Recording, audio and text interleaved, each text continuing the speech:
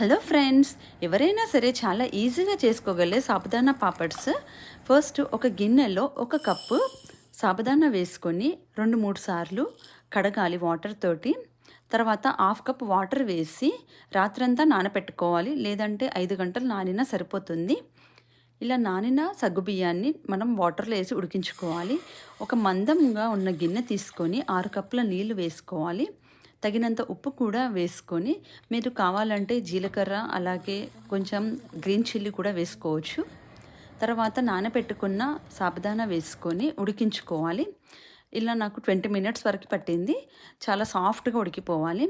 తర్వాత ఒక కవర్ పైన చిన్న చిన్నగా వేసుకొని ఒక రోజు లేదా 2 రోజులలో మొత్తం ఆరిపోతాయి. బాగా ఎండ తగిలితే బాగుంటుంది.